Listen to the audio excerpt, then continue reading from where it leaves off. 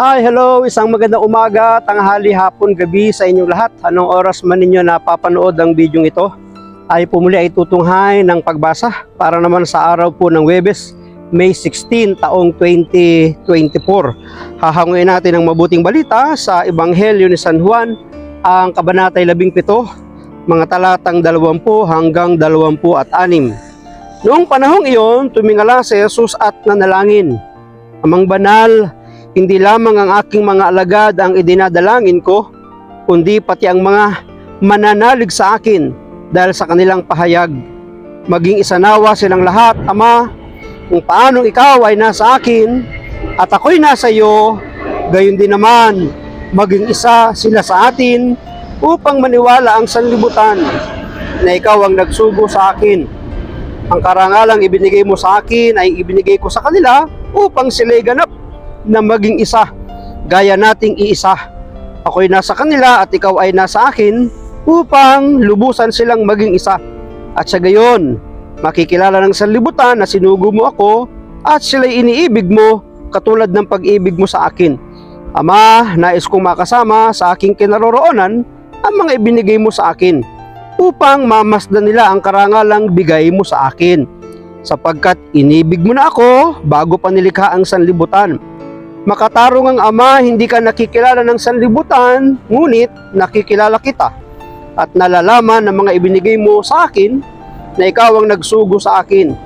Ipinakilala kita sa kanila at ipakilala mo pa upang ang pag-ibig mo sa akin ay sumapuso nila at ako naman sumakanila."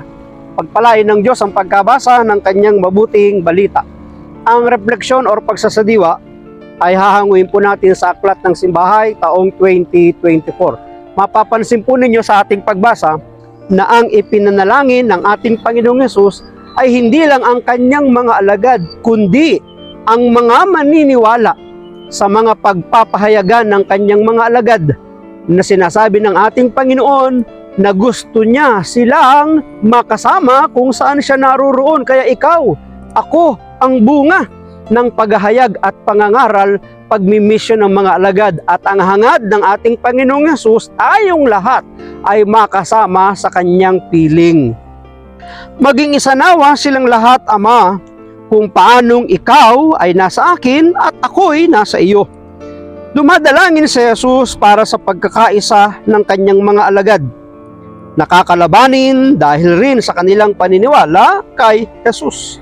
Alam mo naman natin ang sinapit ng ating Panginoong Hesus, at alam din natin kung ano ang sinabi ni Jesus sa mga maglilingkod sa Kanya, na sila'y parang isinusugo sa gitna ng mga asong gubat. Alam mo naman natin na ang mga tupay nila lapa, sinasaktan, sinusugod, pinapatay, kinakain. Kaya dapat sila'y magkaisa upang kung saan man mayroon mga kumakalaban sa Kanya at sa Kanyang mga salita, ay maging matatag at matibay din sila. Ipinadala sila sa mundo para ipahayag ang katotohanan at ang buhay. Marami ang sumasampalataya kay Jesus dahil sa kanilang pagpapahayag ng salita. Ipinagdarasal sila ni Jesus na magkaisa sila kasama ang kanilang maaakit sa pananampalataya. Kaya nga, kasama po tayo sa mga ipinanalangin ng ating Panginoong Jesus nang ang kanyang mga alagad ay idinalangin niya sa kanyang Ama, sapagkat ang ibig ng Diyos, ang lahat ng mananalig at sasampalataya sa Kanya ay makasama kung saan siya naroroon. At alam naman natin kung saan naroroon ang ating Panginoon, sa Kanyang trono, sa kalangitan, sa piling ng ating Diyos. Sa pamamagitan ng pagmamahal sa bawat isa, ay maipamalas nila ang pagkakaisa at pagmamahalan ng Ama at ni Jesus. At sila ay tunay na mga alagad kung sila ay magmamahalan sa bawat isa. Ito yung sinasabi ni Jesus na dapat nilang pagtularan, kung paanong siya at ang Ama ay iisa, nagmamahalan sa isa't isa, ganun din ang kanyang mga alagad. Ang dapat na makita at masaksihan ay ang kanilang pagmamahalan para makilala ng sanlibutan na sila'y ngay mga alagad ng ating Panginoon. Matututo ang mundo dahil sa mabubuting halimbawa ng mga alagad. At maniniwala sila na si Jesus ay ipinadala ng Ama bilang tagapagligtas ng sanlibutan.